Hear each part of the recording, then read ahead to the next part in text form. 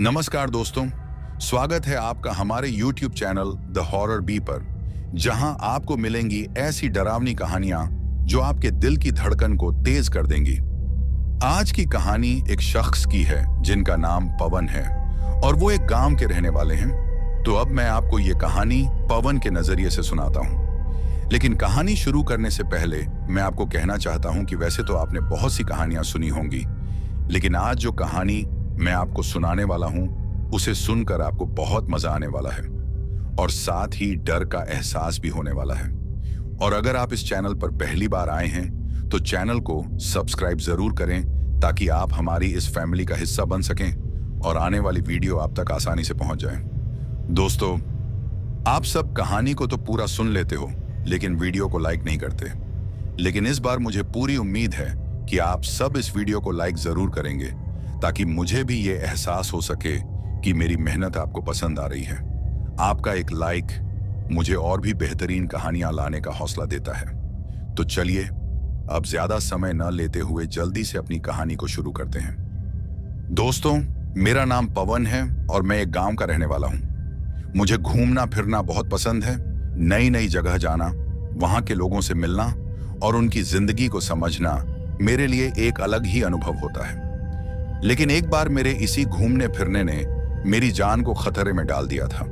मैंने कभी सोचा भी नहीं था कि मेरे साथ कुछ ऐसा भी हो सकता है। दोस्तों, आज मैं आपको उस खौफनाक रात की घटना सुनाऊंगा जिस रात ने मुझे मौत के काफी करीब तक पहुंचा दिया था।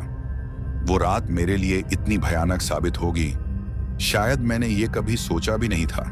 आज भी जब मैं उस रात को याद करता हूं तो मेरी हालत खराब हो जाती है और जब भी मैं रात को सोता हूं तो मुझे काफी बार वो मंजर मेरे सपनों में दोबारा दिखाई देता है और फिर मैं पूरी तरह से सहम जाता हूं। दोस्तों, कहानी को पूरा सुनना, क्योंकि कहानी को पूरा सुनोगे तभी कहानी का मजा भी आएगा। आधा अधूरा ज्ञान और आधी अधूरी कहानी किसी काम की नहीं होती। खैर, अब सीधा अपनी कहानी पर आते हैं। दोस्तों, वैसे तो मैं गांव का रहने वाला हूं, लेकिन अब मैं और मेरी फैमिली शहर शिफ्ट हो गए हैं। मेरे पापा एक सरकारी कर्मचारी थे और अब वो रिटायर हो गए हैं। मेरे परिवार में मेरी मम्मी पापा, मेरा छोटा भाई और मेरी दादी हैं। मेरे दादाजी की आज से 3 साल पहले मौत हो गई थी। गांव में मेरे दादा दादी ही रहते थे। मेरे छोटे भाई और मेरी पढ़ाई शहर से ही हुई थी, क्योंकि पापा की नौकरी शहर में थी तो हमारी पढ़ाई भी वहीं से हुई थी। बीच बीच में हम लोग गांव आते थे अपने दादा दादी से मिलने, लेकिन दादाजी के मरने के बाद हमने दादी को भी अपने साथ शहर में रख लिया।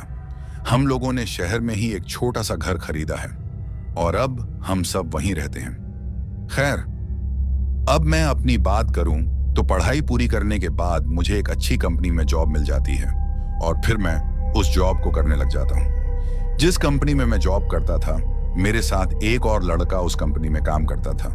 उसका नाम था सुधीर। सुधीर एक अच्छा और ईमानदार इंसान था। वो हंसमुख बहुत था और उसे भी मेरी तरह घूमना फिरना पसंद था। कुछ ही वक्त में हम दोनों की अच्छी खासी दोस्ती हो जाती है और अब सुधीर मेरा सबसे अच्छा दोस्त बन चुका था। हम दोनों कंपनी से छुट्टी के बाद काफी एंजॉय करते थे। अब काफी दिन तक सब कुछ ऐसे ही चलता रहता है। लेकिन फिर एक दिन मैं सुधीर से कहता हूँ, यार सुधीर, काफी वक्त हो गया है यार, कहीं घूमे नहीं।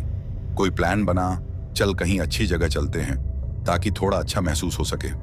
वैसे भी ये काम तो कभी खत्म नहीं होने वाले। मेरी बात सुनकर सुधीर मुझसे कहता है, बात तो तुम्हारी ठीक है, लेकिन कहाँ चलें तुम डिसाइड करो। तो सुधीर की बात सुनकर मैं उससे कहता हूँ, किसी अच्छे से हिल स्टेशन पर जाएंगे और मैं तुझे सोचकर बताऊंगा कि कौन सा हिल स्टेशन। मेरी बात सुनकर वो मान जाता है और फिर हम लोग डिसाइड करते हैं कि आज से 2 दिन बाद हम लोग घूमने के लिए चले जाएंगे। लेकिन दोस्तों, वो कहते हैं ना, जो हम सोचते हैं वो कभी कभी होता नहीं है। जो किस्मत में लिखा होता है वो भुगतना ही पड़ता है और शायद मेरी किस्मत में कुछ और ही लिखा था जो मुझे भुगतना था। खैर, अब होता भी कुछ ऐसा ही है। जो 2 दिन बाद हमने घूमने का प्लान बनाया था वो कैंसिल हो जाता है क्योंकि हम लोगों को छुट्टी नहीं मिलती और उसका कारण यह था कि हमारे काम का लोड ज्यादा हो गया था। जो काम हमें कंपनी ने दिया था, 1 हफ्ते तक हम लोग कहीं भी नहीं जा सकते थे। हमें पहले उस काम को पूरा करना था। अब लगभग एक हफ्ते तक हम लोगों ने उस काम को खत्म किया, लेकिन अब जो घूमने का हमारा प्लान था वो थोड़ा फीका पड़ चुका था। दोस्तों, कभी कभी आप लोगों के साथ भी ऐसा होता होगा कि आप लोग कोई प्लान कर रहे हो और अगर वो सही समय पर ना हो तो फिर बहुत दिनों या महीनों तक वो प्लान दोबारा नहीं बनता, उसमें काफी समय लग जाता है। और अब हमारा प्लान भी ऐसा ही हो चुका था। हमें अब फिर से कुछ वक्त और हो गया था काम करते करते, लेकिन फिर एक दिन सुधीर मुझसे कहता है, यार पवन, तुम्हारे लिए मैं एक अच्छी खबर लेकर आया हूं, तुम उस खबर को सुनकर बहुत खुश हो जाओगे। तो सुधीर की बात सुनकर मैं उससे कहता हूं, कैसी खबर और ऐसी कौन सी बात है जिसे सुनकर मैं खुश हो जाऊंगा? तो मेरी बात सुनकर सुधीर मुझसे कहता है, जो बात मैं तुमको बताने वाला हूं वो हम दोनों के लिए खास है। अब उसकी ये बात सुनकर मैं उससे कहता हूं, ज्यादा पहेलियां मत सुनाओ, सीधा बताओ बात क्या है। तो मेरी बात सुनकर वो मुझसे कहता है, सुनो, बात ऐसी है कि हमारे गांव में एक मेला लगता है, काफी लोग उस मेले में आते हैं, बहुत मजा आता है, हमारे इलाके का सबसे बड़ा मेला होता है ये। उसके बाद वो मुझसे कहता है, देखो, वैसे भी हमने 2 महीने पहले घूमने का प्लान बनाया था, अब काम की वजह से हम घूम नहीं पाए, लेकिन इस बार हमें काम का उतना लोड भी नहीं है और वैसे भी मैंने बॉस से इस बारे में बात कर ली है और उन्होंने हमें छुट्टी देने के लिए हाँ भी कह दी है। अब सुधीर की ये बात सुनकर मैं काफी खुश हो जाता हूँ और उससे कहता हूँ, तो कब जाना होगा हमें तुम्हारे गांव? तो मेरी बात सुनकर सुधीर मुझसे कहता है, आज से 5 दिन बाद मेला है, हम लोग एक दिन पहले ही चल देंगे, क्या बोलते हो पवन? तो सुधीर की बात सुनकर मैं मान जाता हूं और दोस्तों, मैं बता नहीं सकता उस वक्त मेरी खुशी का ठिकाना नहीं रहा था। दोस्तों, एक और बात, जो मेरा दोस्त सुधीर है वो भी एक गांव का रहने वाला है और वो हमेशा मुझसे अपने गांव की बातें किया करता था। मेरा गांव ऐसा है, मेरा गांव वैसा है। काफी तारीफें सुनी थी मैंने उसके मुंह से उस गांव की। जिस मेले में हम लोग जाने वाले थे उस मेले की भी वो बहुत तारीफें करता था। खैर, अब इस गांव जाने वाली बात को मैं अपने घर में अपनी मम्मी पापा और दादी से बताता हूँ। मेरी बात सुनकर वो लोग मान जाते हैं क्योंकि वो कहीं भी मुझे जाने से मना नहीं करते थे। उन्हें मुझ पर पूरा विश्वास था कि मैं अपना ख्याल रख सकता हूँ। लेकिन मेरी जो दादी थी उन्होंने मुझे अपने पास बिठाया और मुझसे कहने लगी, देखो बेटा, गांव जा रहे हो तो कुछ बातों का ध्यान रखना, रात को अकेला मत घूमना और किसी भी ऐसी अनजान जगह मत जाना जो ठीक ना हो। जहां भी जाओ अपने दोस्त या किसी और को अपने साथ लेकर जाना। मेरी जो दादी थी वो मुझे काफी ज्यादा प्यार करती थी और उन्हें हमेशा मेरी फिक्र लगी रहती थी। वो नजर वगैरह को काफी मानती थी, इसलिए वो मुझे हमेशा समझाती रहती थी। अब उनकी वो बातें सुनकर मैं उनसे कहता हूँ, आप फिक्र मत करो दादी, जैसा आपने मुझसे कहा है मैं वैसा ही करूंगा। अब वो दिन आ जाता है जिस दिन हमें सुधीर के गांव निकलना था। गांव निकलने से पहले मैं अपने मम्मी पापा और दादी से विदा लेता हूं। हमें अपने बॉस से छुट्टी मिल गई थी। उसके बाद मैं सुधीर के बताए पते पर पहुंच जाता हूं और फिर हम दोनों सीधा रेलवे स्टेशन के लिए निकल जाते हैं। ट्रेन की जो टिकट थी वो पहले ही सुधीर ने कटवा ली थी। हमारी जो ट्रेन की टाइमिंग थी वो सुबह 10 बजे की थी। दोस्तों, ये जो हादसा मेरे साथ हुआ था ये आज से 5 साल पहले की बात है और जो बात अभी मैं आपको कहानी में बता रहा हूं वो 5 साल पुरानी है। खैर, उसके बाद हम दोनों रेलवे स्टेशन पहुंच जाते हैं और कुछ ही देर में हमारी ट्रेन आ जाती है। फिर हम दोनों ट्रेन में बैठ जाते हैं।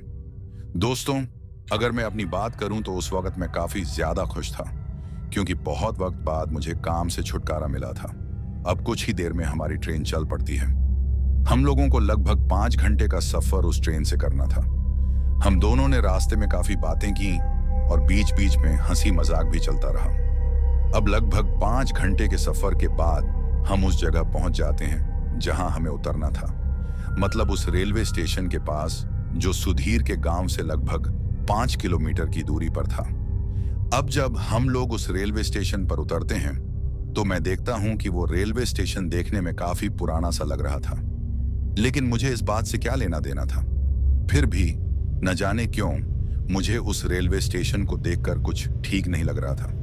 कभी कभी आपके साथ भी ऐसा होता होगा दोस्तों कि आपको कोई जगह उतनी ज्यादा अच्छी नहीं लगती। बस मेरे साथ भी कुछ ऐसा ही हुआ। अब जब मैं उस रेलवे स्टेशन को देख रहा था तो मेरा दोस्त सुधीर मुझसे कहता है, क्या देख रहे हो भाई? तो सुधीर की बात सुनकर मैं उससे कहता हूं, कुछ भी नहीं यार, बस ऐसे ही। उसके बाद हम दोनों वहां से एक ऑटो लेते हैं और फिर सीधा सुधीर के गांव की तरफ आ जाते हैं। अब ऑटो में बैठकर मेरा दोस्त सुधीर मुझसे कहता है, तुम बड़े अच्छे से रेलवे स्टेशन देख रहे थे, तुमने बताया नहीं कि आखिर क्या देख रहे थे? तो सुधीर की बात सुनकर मैं उससे कहता हूं, कुछ नहीं यार, बस ऐसे ही देख रहा था कि ये रेलवे स्टेशन देखने में कितना पुराना लग रहा था। क्या कभी इसकी अच्छे से मरम्मत नहीं करवाई जाती? तो मेरी बात सुनकर सुधीर मुझसे कहता है, मरम्मत तो दूर की बात, रात के वक्त इस तरफ लोग देखना भी पसंद नहीं करते। तो सुधीर की बात सुनकर मैं उससे कहता हूं, तुम ऐसा क्यों कह रहे हो? क्यों कोई रात को यहां देखना पसंद नहीं करता?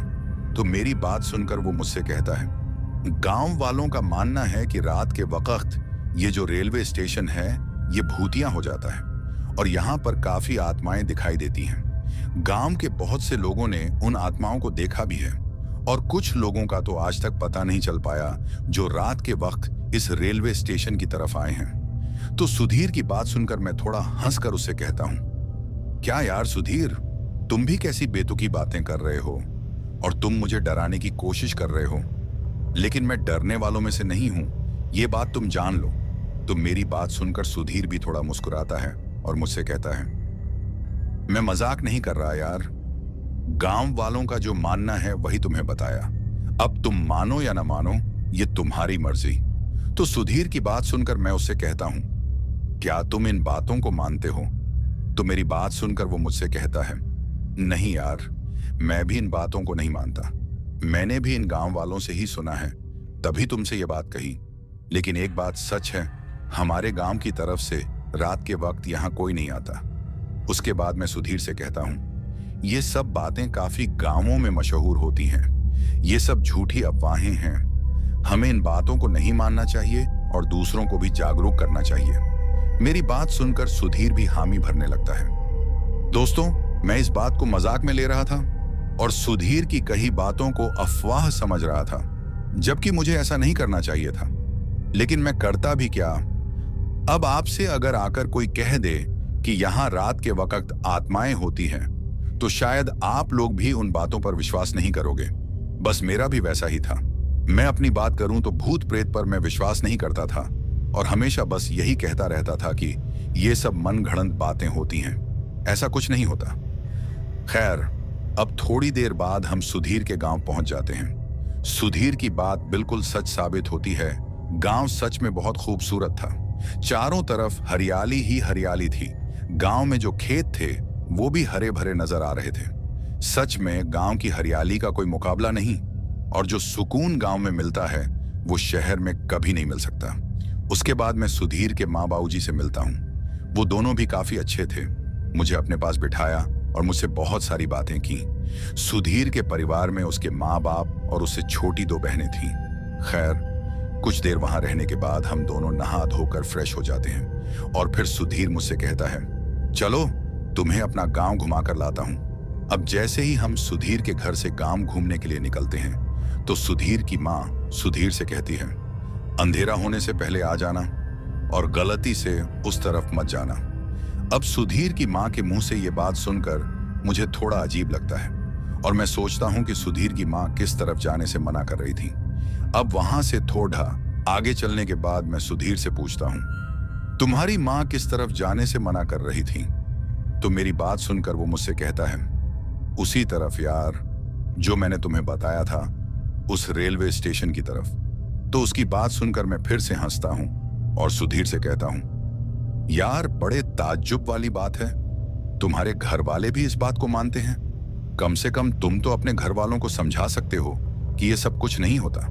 तो मेरी बात सुनकर वो मुझसे कहता है, मैंने काफी बार इस बारे में बात की है, लेकिन इन लोगों पर इसका कोई असर नहीं होता, उल्टा मुझे डांट देते हैं। तभी तो मैं यहाँ ज्यादा दिन नहीं रहता, शहर आ जाता हूँ और मेरे माँ बाबूजी भी मेरा शहर में रहना ज्यादा पसंद करते हैं, क्योंकि उन्हें हमेशा डर रहता है कि कहीं गलती से मैं रात के वक्त उस तरफ न चला जाऊं। उसके बाद वो मुझसे कहता है, छोड़ो ना इन बातों को, चलो तुम्हें गांव घुमा लाता हूं।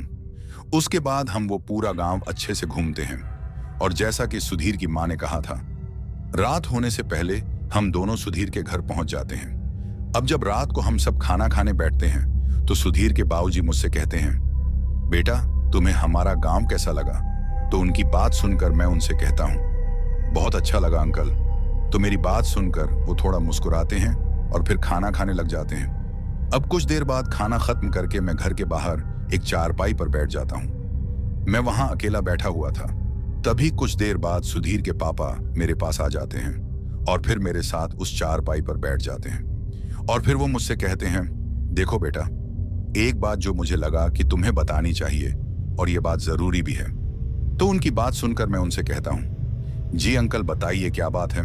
तो मेरी बात सुनकर वो मुझसे कहते हैं, देखो बेटा, तुम यहां जितने दिन रहो कोई दिक्कत नहीं, जहां घूमना चाहो घूम सकते हो, लेकिन गलती से भी रात के वक्त उस रेलवे स्टेशन वाली तरफ मत जाना। अब उनकी ये बात सुनकर मैं उनसे कहता हूं, ऐसा क्या है अंकल उस रेलवे स्टेशन में जो आप हमें मना कर रहे हो? तो मेरी बात सुनकर वो मुझसे कहते हैं, वो रेलवे स्टेशन रात के वक्त ठीक नहीं होता। जो भी कोई उस तरफ जाता है कभी लौट कर नहीं आता। और तुम शहर में पले बड़े हो, इन बातों को नहीं मानोगे, लेकिन फिर भी मैं तुम्हारे पिता की तरह हूं और मुझे उम्मीद है कि तुम मेरी बात मानोगे। तो अंकल की बात सुनकर मैं शांत हो जाता हूं और मैं सोचता हूं, अंकल भी कितने भोले हैं, ये भी इन बातों पर विश्वास करते हैं। लेकिन फिर भी मैं उनकी बात मानकर उनसे कहता हूं, आप फिक्र मत करो अंकल, हम वहां नहीं जाएंगे। उसके बाद वो मेरे सर पर हाथ रखते हैं और फिर वहां से चले जाते हैं। ये बात मैं सुधीर से भी कहता हूं और वो भी मुझसे कहता है, जब वो इतना मना कर रहे हैं तो हम लोगों को मान लेना चाहिए। खैर, अब सुधीर चाहे इन बातों को मान ले, लेकिन मैं इस बात को मानने के लिए बिल्कुल भी तैयार नहीं था। उसके बाद हम लोग सो जाते हैं। अब अगला दिन आ जाता है। हम लोग सुबह 8 बजे उस गांव से निकलकर उस जगह की तरफ चले जाते हैं जहां वो मेला लगना था। जिस जगह मेला लगना था वो जगह सुधीर के गांव से 2 से 3 किलोमीटर की दूरी पर थी।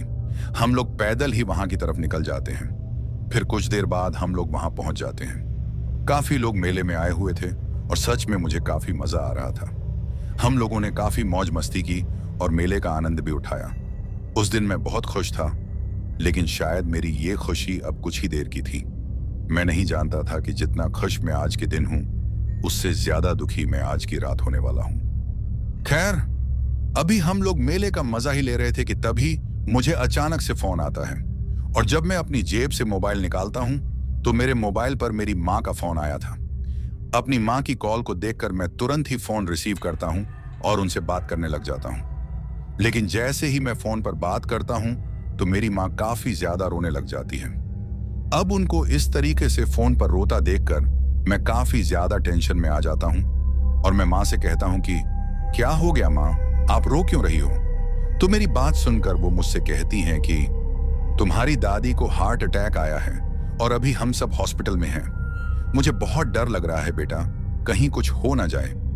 मां की ऐसी बात सुनकर मैं काफी ज्यादा घबरा जाता हूं और मुझे काफी डर भी लग रहा था कि कहीं दादी को कुछ हो ना जाए। मैं अपनी दादी से बहुत प्यार करता हूं और उनकी इस तरीके की खबर से मैं पूरी तरह से चौंक गया था। अब मैं थोड़ी हिम्मत करके अपनी मां से कहता हूं कि मां, आप फिक्र मत करो, दादी को कुछ नहीं होगा। मैं आज ही यहां से निकल रहा हूं, आप टेंशन मत करो। मैं जितनी जल्दी हो सके हॉस्पिटल पहुंचने की कोशिश करता हूं। दोस्तों, उस वक्त जो मेरी हालत थी मैं आपको बता नहीं सकता। मैं बिना एक पल घमवाए अब वहां से निकलना चाहता था। मेरी ऐसी हालत देखकर मेरा दोस्त सुधीर मुझसे कहता है, बताएगा भी कि आखिर बात क्या है? तो उसकी बात सुनकर मैं सारी बात अपने दोस्त सुधीर को बता देता हूं और उसे कहता हूं कि मुझे आज के आज ही निकलना होगा। सुधीर भी मुझे मना नहीं कर सकता था क्योंकि उसको भी पता था कि मेरा जाना कितना जरूरी था। उसके बाद हम दोनों मेला छोड़कर वापस घर की तरफ आ जाते हैं। थोड़ी देर में हम घर पहुंच जाते हैं। हम लोगों ने ये बात सुधीर के घर वालों से छुपाई थी क्योंकि हमें पता था कि अगर ये बात सुधीर के घर वालों को पता चली तो आज के दिन फिर मैं वापस नहीं जा पाऊंगा, क्योंकि अब मुझे वापस भेजना सुधीर की जिम्मेदारी थी और मैंने उससे कह दिया था कि कुछ भी कर ले, लेकिन मुझे किसी तरीके से शहर भेज दे। अब उसी ने गाड़ी या ट्रेन ढूंढने में मेरी मदद करनी थी और इस काम में हमें रात भी लग सकती थी क्योंकि दिन के 12 से ऊपर का समय हो गया था। और अगर इस बात का पता सुधीर के घर वालों को लगा कि रात लगेगी तो वो हमें जाने नहीं देंगे। इसीलिए सुधीर एक बहाना लगा लेता है और उनसे कहता है कि पवन का कैमरा हम घर पर ही भूल गए थे, तो उसके लिए हमें वापस आना पड़ा। वैसे भी इससे मेले में फोटो वगैरह खींचनी है। उसके बाद हम लोग मेरा बैग उठाते हैं और वहां से निकल जाते हैं। हम किसी तरीके से रेलवे स्टेशन पर पहुंच जाते हैं। अब मैं सिर्फ यही दुआ कर रहा था कि मुझे ट्रेन की टिकट मिल जाए। सुधीर मुझे उस रेलवे स्टेशन के साथ में एक बेंच पर बिठा देता है और फिर वो टिकट के लिए चला जाता है। दिन के 2 बजे को आए थे। थोड़ी देर बाद सुधीर आ जाता है और मुझसे कहता है कि तुम्हारी ट्रेन की टिकट मैंने काट ली है। टिकट जो है वो जनरल की मिली है। मुझे इस बात से कोई मतलब नहीं था कि टिकट जनरल की मिली है। मैं बस किसी तरीके से शहर पहुंचना चाहता था। लेकिन फिर सुधीर मुझसे कहता है, एक दिक्कत है यार। तो उसकी बात सुनकर मैं उससे कहता हूं, अब क्या दिक्कत आ गई? तो मेरी बात सुनकर वो मुझसे कहता है कि तेरी ट्रेन जो है वो शाम के 6 बजे की है। अब उसकी ये बात सुनकर मैं थोड़ा निराश हो जाता हूं और सुधीर से कहता हूं कि कोई बात नहीं, मैं इंतजार कर लूंगा। तो मेरी बात सुनकर वो मुझसे कहता है कि तुमको तो पता है यार कि रात के वक्त इस रेलवे स्टेशन के लिए लोग कैसी कैसी बातें करते हैं। मेरी बात मानो, आज रुक जाओ, कल चले जाना। तो उसकी बात सुनकर मैं उससे कहता हूं कि तुम्हें तो पता है कि मेरा जाना कितना जरूरी है। अभी हम लोग ये बात कर ही रहे थे कि तभी मुझे किसी का फोन आता है और इस बार जब मैं मोबाइल देखता हूं तो मेरी ही माँ की कॉल मुझे फिर से आई थी। अब तो मुझे कॉल उठाने से भी डर लग रहा था। मैं सोच रहा था कि कहीं कोई बुरी खबर ना हो। मेरे मन में यही चल रहा था कि कहीं दादी को कुछ हो ना गया हो। लेकिन फिर हिम्मत करके मैंने फोन उठा लिया और माता जी से बात करने लगा। अब जैसे ही मैंने माँ से बात की तो उन्होंने मुझे बताया कि अब घबराने की कोई बात नहीं है, तुम्हारी दादी खतरे से बाहर है। माँ की ऐसी बात सुनकर मेरी खुशी का ठिकाना नहीं रहता और मैं भगवान को याद करके उनका धन्यवाद करता हूँ। उसके बाद मैं ये बात सुधीर से कहता हूँ। मेरी बात सुनकर वो भी खुश हो जाता है और फिर मुझसे कहता है कि अब मेरी बात मानो, यहाँ से चलो, कल चले जाना। वैसे भी अब तुम्हारी दादी ठीक है। तो सुधीर की बात सुनकर मैं उससे कहता हूँ कि नहीं, कल भी तो जाना है, तो क्यों ना आज ही चला जाऊं। वैसे भी अब मुझे किसी तरीके से अपनी दादी से मिलना है। सुधीर मुझे काफी मनाता रहा लेकिन मैंने उसकी एक भी नहीं सुनी। वो मेरे साथ उस स्टेशन पर लगभग 5 बजे तक रहा। उसके बाद वो वापस अपने गांव की तरफ जाने लगता है और जाते जाते मुझसे कहता है कि मैं कुछ देर तुम्हारे साथ और रहता, लेकिन माँ बाबूजी को मेरी फिक्र हो रही होगी, मुझे जाना होगा। मेरी बात मानो, तुम भी मेरे साथ चलो। उसकी बात सुनकर मैं उससे कहता हूं, तुम्हारा बहुत शुक्रिया यार, तुमने मेरी इतनी मदद की। तुम जाओ, वैसे भी अंकल आंटी को तुम्हारी फिक्र हो रही होगी और तुम मेरी चिंता मत करो, मैं चला जाऊंगा। उसके बाद सुधीर वहां से चला जाता है। दोस्तों, मैंने बहुत बड़ी गलती कर दी थी सुधीर के साथ न जाकर। अगर मैं उस दिन उसके साथ चला गया होता तो शायद वो ना होता जो अब मेरे साथ होने वाला था। खैर, उसके बाद मैं प्लेटफॉर्म पर साइड में लगी एक बेंच पर बैठ जाता हूं और ट्रेन के आने का इंतजार करने लग जाता हूं। दोस्तों, उस वक्त मुझे उस प्लेटफॉर्म पर थोड़े बहुत लोग नजर आ रहे थे। शायद वो लोग भी अब ट्रेन के आने का इंतजार कर रहे थे और शायद ये लोग वो थे जो मेला देखने आए थे, तभी मुझे वो लोग वहां नजर आ रहे थे। नहीं तो सुधीर का कहना था कि 6 बजे के बाद वहां कोई नहीं रुकता। खैर, अब जब 6 बज जाते हैं तो ट्रेन नहीं आती। अब जब ऐसा होता है तो मैं उस प्लेटफॉर्म पर खड़े एक आदमी से पूछता हूं कि भाई साहब, ट्रेन को तो अभी तक आ जाना चाहिए था, क्या चक्कर हो गया, ट्रेन आई क्यों नहीं? तो मेरी बात सुनकर वो आदमी मुझसे कहता है कि इस बात का पता तो मुझे भी नहीं है, क्या पता कोई दिक्कत हो। उसके बाद मैं स्टेशन मास्टर के पास चला जाता हूं और उससे उस ट्रेन के बारे में पूछता हूं जो 6 बजे आने वाली थी। तो मेरी बात सुनकर वो मुझसे कहता है कि ट्रेन जो है वो किसी कारणवश लेट आएगी। अब जो ट्रेन है वो 3 घंटे बाद आएगी।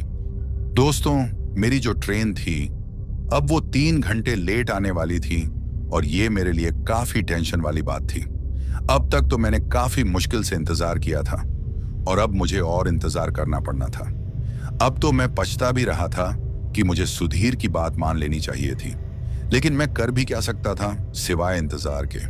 मुझे भूख भी काफी लगी थी। उसके बाद मैं फिर से उस प्लेटफॉर्म के साइड में लगी बेंच पर बैठ जाता हूं और ट्रेन के आने का इंतजार करने लग जाता हूं। अब जैसे कि मैंने आपको बताया कि मैं काफी समय से ट्रेन के आने का इंतजार कर रहा था और मैं थक भी गया था, क्योंकि ज्यादा देर तक एक ही जगह बैठकर अक्सर इंसान को थकावट या सुस्ती महसूस होती है। और अब मेरा भी कुछ वैसा ही हाल था। उसके बाद मैं सोचता हूं कि अब ट्रेन को आने में 3 घंटे लगने वाले हैं, तो क्यों ना कुछ देर इस बेंच पर लेटकर थोड़ा आराम कर लिया जाए। दोस्तों, उसके बाद मैं उस बेंच पर लेट जाता हूं जो इस प्लेटफॉर्म के साथ में लगा हुआ था। मुझे थकावट इतनी ज्यादा हो गई थी कि कब आंख लग गई मुझे पता ही नहीं चला। और जिस वक्त मैं उस बेंच पर लेटा था, उस वक्त भी थोड़े बहुत लोग मुझे उस प्लेटफॉर्म पर दिखाई दे रहे थे। दोस्तों, अभी मुझे उस बेंच पर आराम किए कुछ वक्त ही हुआ होगा कि अचानक मुझे किसी की उंगलियां अपने चेहरे पर महसूस होती हैं। वो जो उंगलियां थीं बिल्कुल ठंडी लग रही थीं। मुझे बार बार ऐसा महसूस हो रहा था जैसे कोई उन उंगलियों को मेरे चेहरे पर सहला रहा है। अब जब काफी देर तक मुझे ऐसा महसूस होता है, तो मैं एकदम से अपनी आंखें खोलता हूं। और जब मैं अपनी आंखें खोलता हूं, तो मैं काफी ज्यादा डर जाता हूं। दोस्तों, उस वक्त मैं सच में बहुत ज्यादा डर गया था, क्योंकि मैं देखता हूं कि एक औरत जो कि देखने में काफी ज्यादा बूढ़ी लग रही थी, पूरा चेहरा झुर्रियों से भरा हुआ था और उसके कपड़े थोड़े फटे पुराने से लग रहे थे। हाथ में एक बड़ी सी छड़ी थी और उस छड़ी के सहारे उसने खुद को संभाल रखा था। वो टिकटिकी लगाए मुझे ही देख रही थी। अब जब मैंने उसे अपनी तरफ इस तरीके से देखते हुए देखा, तो मैं पहले तो डर जाता हूं, लेकिन फिर मैं उससे कहता हूं, माँ जी, आप कौन हो और यहाँ क्या कर रही हो? तो मेरी बात सुनकर वो मुझसे कहती है, कुछ नहीं बेटा, मैं यहीं की रहने वाली हूँ और तुम्हें मैंने कल उस गांव में देखा था।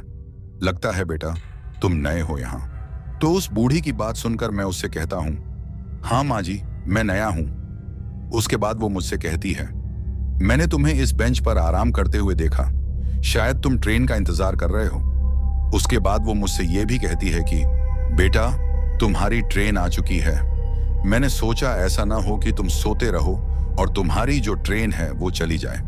अब उसकी ऐसी बात सुनकर मैं प्लेटफॉर्म की तरफ देखता हूं, तो सच में मुझे ट्रेन नजर आती है। अब जब मैं उस ट्रेन को देखता हूं, तो मैं काफी ज्यादा हैरान हो जाता हूं, क्योंकि ट्रेन तो 9 बजे आने वाली थी, तो ये इतनी जल्दी कैसे पहुंची? और अगर ट्रेन आई भी है, तो मुझे पता क्यों नहीं चला? न हॉर्न, न कोई आवाज। ऐसा कैसे हो सकता है? मैं काफी ज्यादा हैरान था, लेकिन फिर मैं सोचता हूं कि हो सकता है मुझे थकावट के कारण कुछ ज्यादा ही नींद आ गई हो और तभी मुझे पता न चला हो। लेकिन एक और बात जो मुझे हैरान कर रही थी, वो ये थी कि पूरे प्लेटफॉर्म पर मेरे अलावा और कोई भी मुझे उस रेलवे स्टेशन पर नजर नहीं आ रहा था। खैर, अब मैं ज्यादा न सोचकर उस बूढ़ी औरत का शुक्रिया करता हूं और फिर उस बेंच से उठकर सीधा ट्रेन में चढ़ जाता हूं। वो जो बूढ़ी थी, वो भी वहां से कहीं चली जाती है। अब जब मैं उस ट्रेन में चढ़ता हूं, तो मुझे काफी अजीब लग रहा था, क्योंकि ट्रेन पूरे तरीके से मुझे खाली नजर आ रही थी। एक आदमी भी मुझे उस ट्रेन में नजर नहीं आ रहा था। खैर, अब मैं इस बात को ज्यादा ना सोचकर ट्रेन में लगी एक सीट पर बैठ जाता हूं और ट्रेन के चलने का इंतजार करने लग जाता हूं। उस ट्रेन के अंदर से मुझे काफी अजीब सी गंध आ रही थी। वो जो स्मेल मुझे उस ट्रेन के अंदर से आ रही थी, वो ऐसी थी जैसे ये ट्रेन कई सालों से बंद पड़ी हो और उस ट्रेन में काफी जगह जंग भी लगा हुआ था। देखने में भी वो ट्रेन काफी अजीब और पुरानी सी लग रही थी। मुझे उस ट्रेन में बैठकर थोड़ा अजीब भी लग रहा था, क्योंकि उस पूरी ट्रेन में एक भी आदमी बैठा हुआ मुझे नजर नहीं आ रहा था। खैर, अब मैं इस बात पर ज्यादा ध्यान न देकर अपनी जेब से मोबाइल निकालता हूं और फिर सुधीर को फोन लगाता हूं, ताकि उसको ये बता सकूं कि मुझे ट्रेन मिल गई है और अब मैं जा रहा हूं। लेकिन दिक्कत की बात यह थी कि मोबाइल में एक भी सिग्नल नहीं आ रहा था। अब जब मुझे इस ट्रेन के अंदर नेटवर्क नहीं मिलता, तो मैं मोबाइल को फिर से जेब में डाल देता हूं। अब थोड़ी देर बाद मेरी जो ट्रेन थी वो चलने लग जाती है। दोस्तों, जैसे कि मैंने आप लोगों को पहले भी बताया है कि मैं भूत प्रेत पर ज्यादा विश्वास नहीं करता, तो मुझे अकेले सफर करने में कोई दिक्कत नहीं थी और ना ही मुझे किसी चीज का कोई डर था। मैं बस ये सोच रहा था कि गांव के लोग भी कितने भोले होते हैं। भूत प्रेत की अफवाहें आज भी यहां चलती रहती हैं। मैं तो इस पूरे रेलवे स्टेशन पर अकेला रहा, मुझे तो कोई भी दिक्कत का सामना नहीं करना पड़ा। और फिर मैं ये भी सोच रहा था कि आने दो सुधीर को गांव से वापस, काफी खिंचाई करूंगा उसकी और उससे कहूंगा कि बड़े अजीब लोग हैं तुम्हारे गांव के, अभी भी भूत प्रेत पर विश्वास करते हैं। मैं बस इन्हीं बातों को सोच रहा था। मेरी भूख अब बढ़ती ही जा रही थी क्योंकि मैंने सुबह खाना खाया था। उसके बाद से मैं अभी तक भूखा था। मुझे काफी ज्यादा प्यास भी लगी हुई थी। खैर, अब मेरी जो ट्रेन है वो काफी तेज चलती हुई मुझे दिखाई देती है। अभी मैं उस ट्रेन में बैठा ही था कि तभी मुझे ऐसा महसूस होता है जैसे कोई मुझे उस ट्रेन के अंदर से घूर रहा हो। ट्रेन के अंदर की लाइट बिल्कुल धीमी थी और कुछ तो जली ही नहीं रही थी। आधे से ज्यादा लाइट्स काम ही नहीं कर रही थी। मैं जहां बैठा हुआ था वो वाली लाइट भी काफी धीमी थी।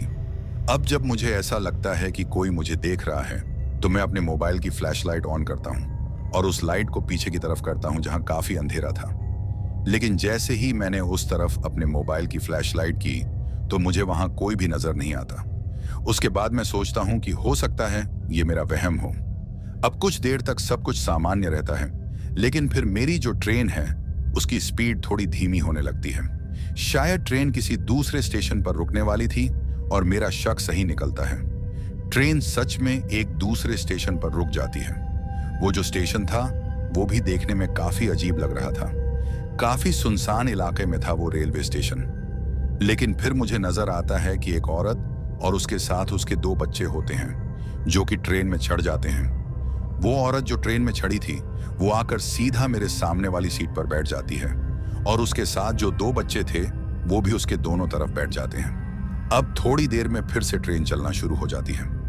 दोस्तों, वो जो औरत थी उसने घूंघट किया हुआ था, जिसकी वजह से उसका चेहरा मैं पूरी तरह से नहीं देख पा रहा था, और उसके साथ जो 2 बच्चे थे वो भी काफी अजीब तरीके से मुझे घूर रहे थे। उनका घूरना ऐसा था जैसे उन्होंने पहली बार कोई इंसान देखा हो। मुझे काफी अजीब लग रहा था जब वो दोनों मुझे घूरे जा रहे थे। दोस्तों, आप लोगों के साथ भी ऐसा होता होगा। 1-2 बार तो चलता है, लेकिन अगर कोई आपको देखता ही रहे तो आप भी अच्छा महसूस नहीं करोगे। और मुझे भी उनका घूरना कुछ ठीक नहीं लग रहा था। वो दोनों बिना पलक झपकाए मुझे देख रहे थे। खैर, अब मैं ज्यादा ध्यान न देकर खिड़की से बाहर की तरफ देखता हूं। लेकिन जैसे ही मैं अपनी नजरों को ट्रेन से बाहर की तरफ करता हूं, मुझे ऐसा महसूस होता है जैसे कोई मेरे काफी करीब आकर मुझे देख रहा हो। अब जब मुझे ऐसा महसूस होता है तो मैं एकदम से पीछे देखता हूं, लेकिन वहां मुझे कोई भी नजर नहीं आता। ये एहसास मुझे 2 से 3 बार होता है। अब मैं इस बात को एक वहम समझकर फिर से ट्रेन से बाहर की तरफ देखता हूं। अब जब मैं इस बार ट्रेन की खिड़की से बाहर की तरफ देखता हूं तो मुझे अपने कंधे पर किसी का हाथ महसूस होता है, और जब मुझे वो हाथ महसूस होता है तो मैं एकदम से चौंक जाता हूं और फिर एकदम से पीछे की तरफ देखता हूं। और जब मैं पीछे की तरफ देखता हूं तो एक आदमी मुझे नजर आता है जो देखने में काफी अजीब लग रहा था। उसने यूनिफॉर्म पहनी हुई थी और टोपी भी लगाई हुई थी। उसके बाद वो मुझसे कहता है, टिकट दिखाओ।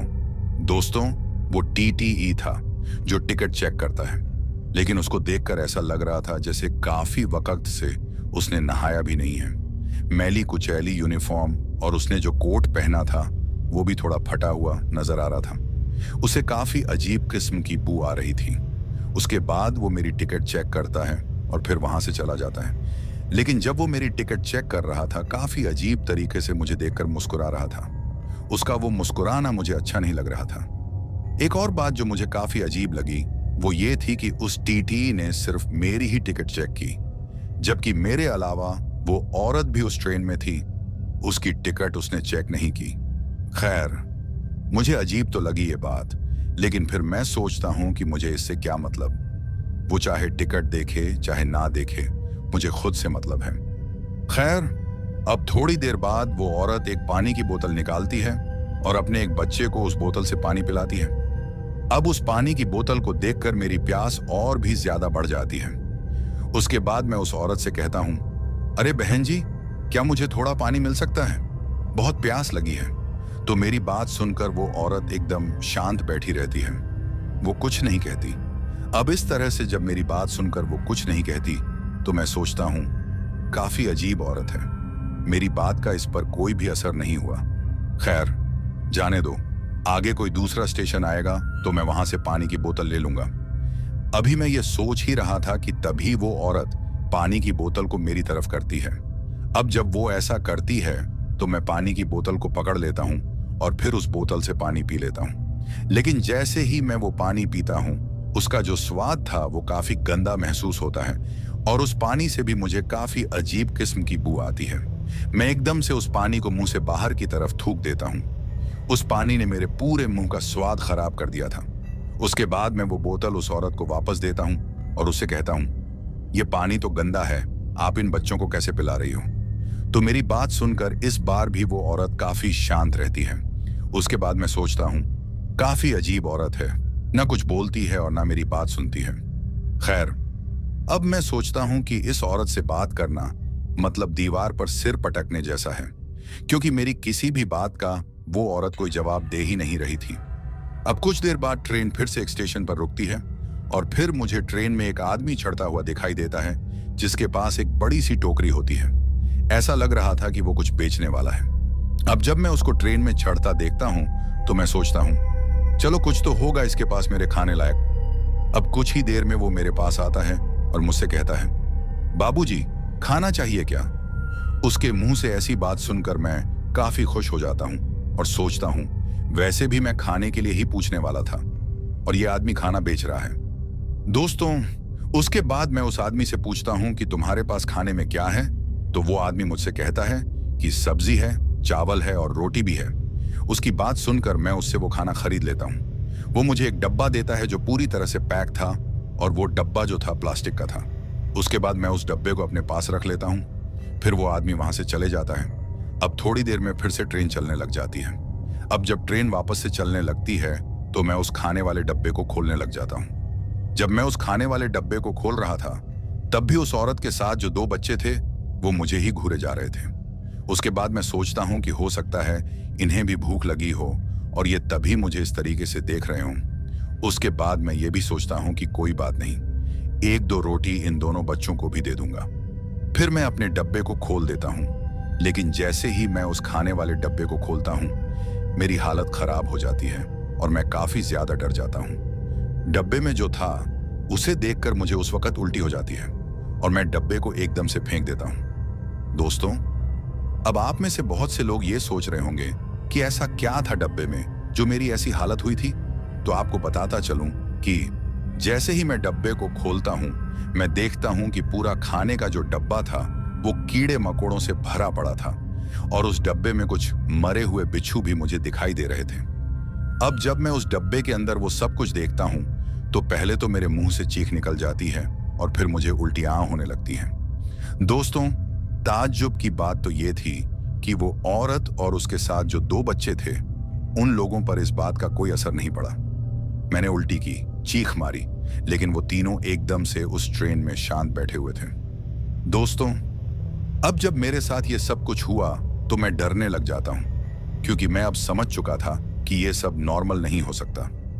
अब मैं सिर्फ एक बात सोच रहा था कि जैसे ही कोई स्टेशन आएगा मैं इस ट्रेन से उतर जाऊंगा, चाहे कुछ भी हो जाए। मैं अब इस ट्रेन में नहीं रह सकता।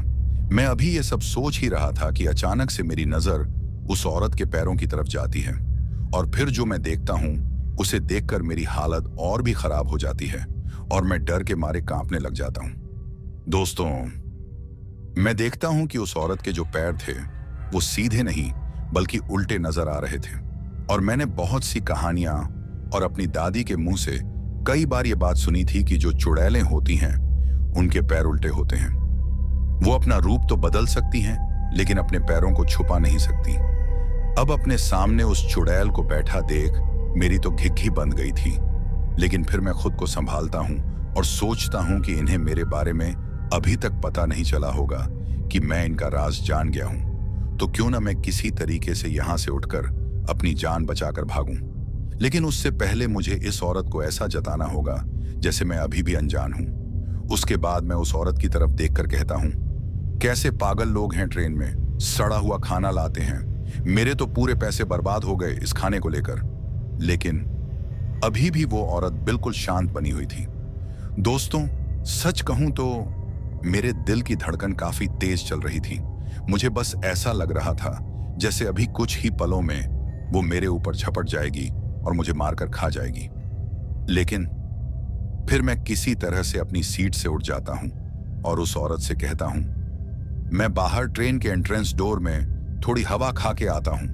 वैसे भी जो उल्टी हुई है उसकी वजह से मेरा मन खराब हो गया है। अब मैं ये बात उस औरत को क्यों बता रहा था ये तो मैं भी नहीं जानता। शायद इसलिए कि उसे मुझ पर शक ना हो, या शायद डर की वजह से भी। खैर, उसके बाद मैं अपनी सीट से उठकर ट्रेन के एंट्रेंस डोर की तरफ जाने लगता हूं। लेकिन जैसे ही मैं ट्रेन के डोर की तरफ जाता हूं तभी मुझे पीछे से किसी के घुर्राने की आवाज आती है। और वो जो आवाज थी काफी डरावनी थी। ऐसा लग रहा था जैसे कोई काफी गुस्से में घुर्रा रहा हो। अब जब मैं वो आवाज सुनता हूं तो मैं एकदम से पीछे देखता हूं, और जैसे ही मैं पीछे देखता हूं तो जो मैं देखता हूं उसे देखकर मेरा कलेजा मुंह को आ जाता है। दोस्तों, मैं देखता हूं कि मेरे पीछे जो घुर्राने की आवाज आ रही थी वो और किसी की नहीं बल्कि उसी घूंघट वाली औरत की होती है जो अभी कुछ देर पहले मेरी सीट के सामने की तरफ बैठी हुई थी और जिसके साथ वो 2 बच्चे थे। अब वो घूंघट वाली औरत बिल्कुल मेरे सामने खड़ी थी, लेकिन फिर तभी वो काफी अजीब तरीके से हंसने लगती है और फिर एक तेज हवा का झोंका उसका घूंघट पीछे की तरफ कर देता है। अब जब उसका घूंघट हट जाता है तो मेरी हालत खराब हो जाती है और मेरी आंखें फटी की फटी रह जाती हैं। इतना भयानक नजारा मैंने अपनी जिंदगी में पहली बार देखा था।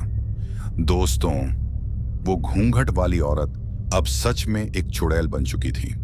काफी भयानक चेहरा था उसका, इतना भयानक कि मैं ज्यादा देर तक उसे देखने की हिम्मत नहीं कर सकता था। पूरा चेहरा झुर्रियों से भरा पड़ा था और मुंह से बड़े बड़े दांत बाहर की तरफ निकले हुए मुझे दिखाई दे रहे थे। उसका पूरा चेहरा लहूलुहान था। उसकी आंखें पूरी तरह से सफेद हो गई थीं, बिना पुतलियों के। उसके होंठ कटे फटे दिखाई दे रहे थे और उसके नाखून किसी जंगली जानवर की तरह मुझे दिखाई दे रहे थे। ऐसा लग रहा था जैसे अभी कुछ ही पलों में वो उन नाखूनों से मेरी छाती को फाड़ डालेगी, क्योंकि मुझे वो काफी गुस्से में नजर आ रही थी। उसके साथ में जो 2 बच्चे थे वो भी अब पूरी तरह से प्रेत बन चुके थे। वो भी काफी भयानक नजर आ रहे थे। उस नजारे को देखकर मेरी तो सिट्टी पिट्टी गुल हो गई थी और मेरे दिमाग ने काम करना बंद कर दिया था। दोस्तों, मेरा पूरा शरीर थर-थर कांपने लग गया था और मुझे ऐसा महसूस हो रहा था कि इस चुड़ैल के खाने से पहले ही मुझे हार्ट अटैक आ जाएगा। मेरा पूरा जिस्म पसीने से भीगा हुआ था।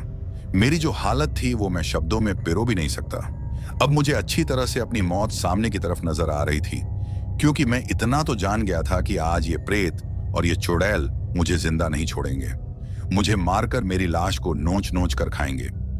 उसके बाद मैं थोड़ी हिम्मत करके भागने की कोशिश करता हूं, लेकिन जैसे ही मैं भागने की कोशिश करता हूं मैं एकदम से ट्रेन के अंदर गिर जाता हूं और किसी नुकीली चीज से मेरी बाजू में चोट लग जाती है और फिर उस चोट वाली जगह से खून निकलने लग जाता है। दोस्तों, इतना ही नहीं, अब तो मुझे उस ट्रेन में से बहुत सी अजीबोगरीब आवाजें सुनाई देने लगती हैं। ऐसा लग रहा था जैसे बहुत सारे लोग उस ट्रेन में हंस रहे हों।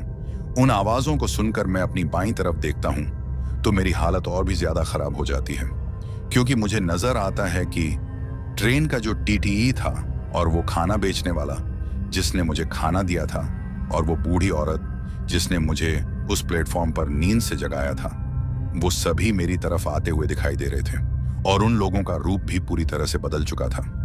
दोस्तों, इतना तो मैं जान गया था कि ये पूरी ट्रेन भूतिया है और ये सभी जितने लोग भी मुझे नजर आ रहे हैं ये सब के सब प्रेत हैं। उसके बाद मैं खुद को घसीटता हुआ ट्रेन के एंट्रेंस डोर तक ले जाता हूं। तभी मुझे एक जोरदार आवाज सुनाई देती है और वो आवाज उसी चुड़ैल की होती है जिसने कुछ देर पहले घूंघट डाला था। वो मुझसे कहती है, तूने क्या सोचा था? तू हमसे बच जाएगा? आज तो हम सब तेरी दावत उड़ाएंगे। उसके बाद वो चुड़ैल काफी अजीब तरीके से हंसने लग जाती है। ट्रेन में जितने भी प्रेत थे वो सारे के सारे बहुत ही डरावने तरीके से हंसने लगते हैं।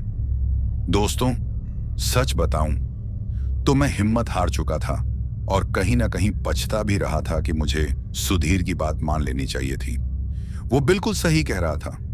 मुझे रात के वक्त सफर नहीं करना चाहिए था। आज जिस जगह पर भी मैं फंसा हूं उसमें मेरी खुद की गलती है और आज मेरी गलती की सजा ये प्रेत मुझे देने वाले हैं। दोस्तों, सच कहूं तो मैं बहुत ज्यादा रो भी रहा था और पछता भी रहा था। क्योंकि मुझे अब पूरा यकीन हो गया था कि ये प्रेत मुझे यहां से जिंदा वापस नहीं जाने देंगे। अब मैं ये सब सोच ही रहा था कि वो सभी प्रेत मेरी तरफ बढ़ने लग जाते हैं और वो चुड़ैल भी मेरी तरफ आने लगती है। मैं भगवान से दुआ कर रहा था, हे भगवान मुझे बचा लो, लेकिन शायद मेरी दुआओं का कोई असर मुझे दिखाई नहीं दे रहा था। दोस्तों, मैं ट्रेन के एंट्रेंस डोर के पास खड़ा था। ट्रेन काफी रफ्तार में चल रही थी और आगे से वो प्रेत मेरी तरफ बढ़ रहे थे। लेकिन फिर तभी मैं सोचता हूं कि इन प्रेतों के मुंह का निवाला बनने से अच्छा है कि मैं इस ट्रेन से कूद जाऊं और अपनी जान दे दूं, नहीं तो ये सभी प्रेत मुझे नोच नोच कर खा जाएंगे। उसके बाद मैं भगवान का नाम लेता हूं और उस ट्रेन से कूद जाता हूं। अब जैसे ही मैं उस ट्रेन से कूद जाता हूं तो मेरी आंखों के सामने पूरी तरह से अंधेरा छा जाता है और फिर सब कुछ शांत हो जाता है। लेकिन फिर कुछ देर बाद मुझे एक आवाज सुनाई देती है और जो आवाज मुझे सुनाई दे रही थी वो किसी ट्रेन की होती है।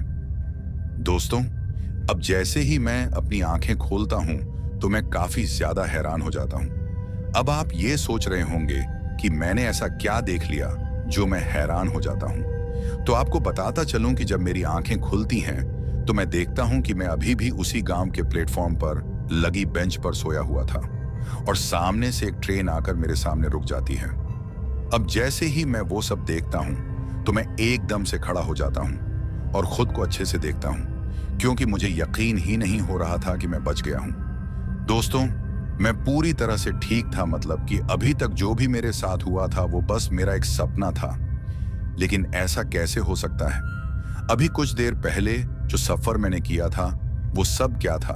वो बूढ़ी औरत जिसने मुझे जगाया था, वो घूंघट वाली औरत और उसके साथ 2 बच्चे। क्या अभी तक जो भी मेरे साथ हुआ वो सब एक सपना था? मुझे कुछ समझ ही नहीं आ रहा था। प्लेटफॉर्म पर अभी भी मेरे अलावा और कोई मुझे नजर नहीं आ रहा था। ट्रेन सामने की तरफ खड़ी थी, लेकिन अब मेरी हिम्मत नहीं थी उस ट्रेन में चढ़ने की। उसके बाद मैं अपने मोबाइल को जेब से निकालता हूं और अच्छी बात यह थी कि मेरे मोबाइल में नेटवर्क था।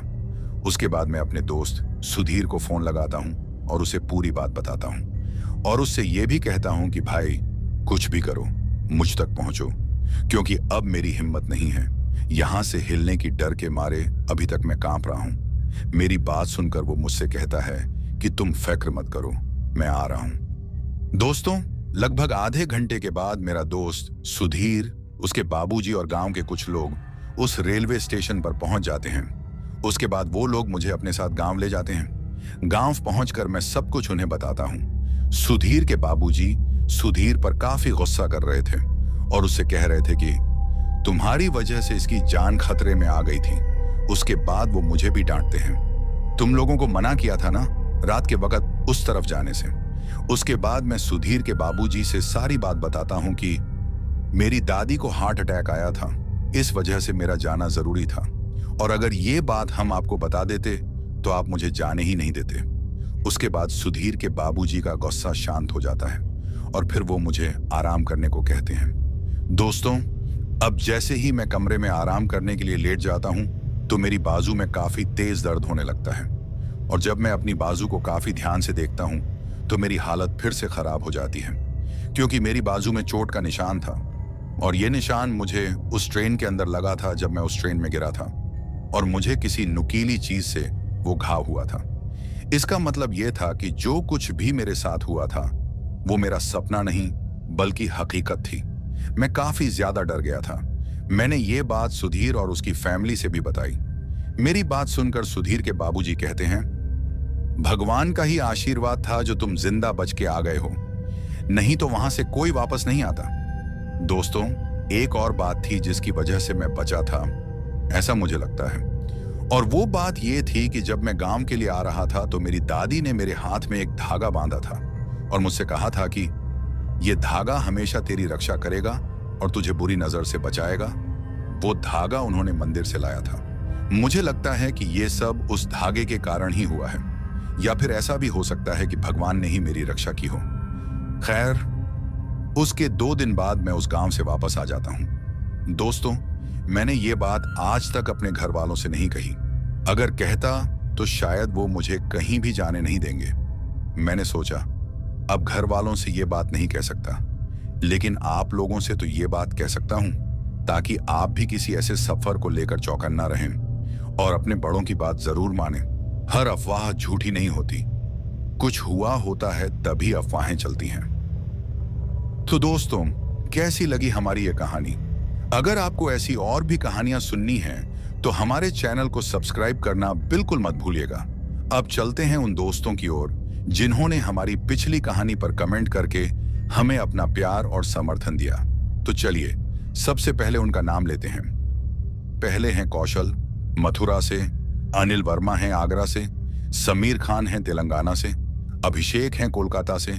छगन लाल हैं दौंड से। जोहेब हैं सियालकोट पाकिस्तान से। मोहम्मद चांद हैं उत्तर प्रदेश से। सुनील हैं नेपाल से। अंकु राणा हैं रुद्रप्रयाग से।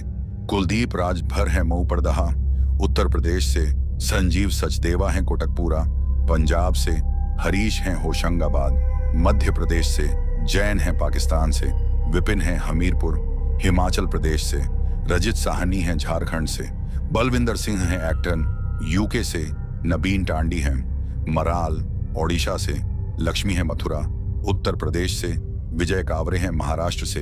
अनिश हैं सूरत गुजरात से। चौमपरल हैं तिब्बत से।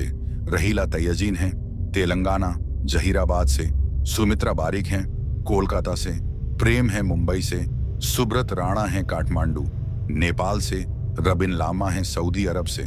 पूरणचंद बालोतरा हैं राजस्थान से। शुभंकर हैं ओडिशा से। अहमद रफीक हैं सऊदी अरब से। सुख राय हैं अमेरिका से। होवी अवोमी हैं शुकोवी नागालैंड से। अब्दुल नईम हैं रायपुर छत्तीसगढ़ से। हौसर आबिदी हैं कराची पाकिस्तान से। सुखविंदर सिंह हैं पंजाब से। मीना हैं हरियाणा से।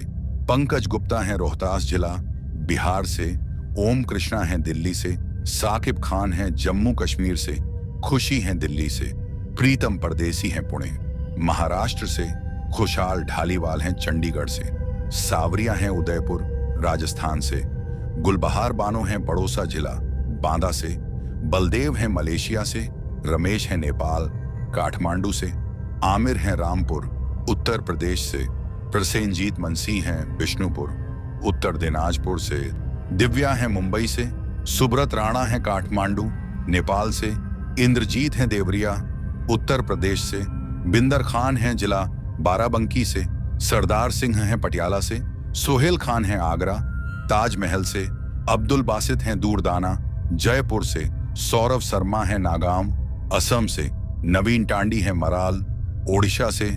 रुपेश श्रीवास्तव हैं चंदौली उत्तर प्रदेश से। चंद्रकांत हैं मीरपुर खास पाकिस्तान से। आशुतोष हैं उत्तर प्रदेश से। मोनिका ठाकुर हैं छत्तीसगढ़ से। सपना डेउपा हैं हल्द्वानी उत्तराखंड से। सतीश कुमार हैं पंजाब से। प्रवीण सजाने हैं बेलगावी कर्नाटक से। रंजीत साहनी हैं झारखंड से। दीपक वर्मा हैं आगरा से। मानस हैं उत्तर प्रदेश से। नरेश हैं शाहपुर चाकर पाकिस्तान से। सूरज मणि हैं न्यू दिल्ली से। सलीम पीर मोहम्मद हैं भीलवाड़ा राजस्थान से। मिहिर और भाव्य हैं अहमदाबाद गुजरात से। मोहम्मद तनवीर हैं सांगला हिल पाकिस्तान से। रूबी नामा हैं त्रिपुरा से। सोनू हैं मॉरिशस से। शहबाज खान हैं कराची पाकिस्तान से। उदय कुमार हैं गंज बाजार बिहार से।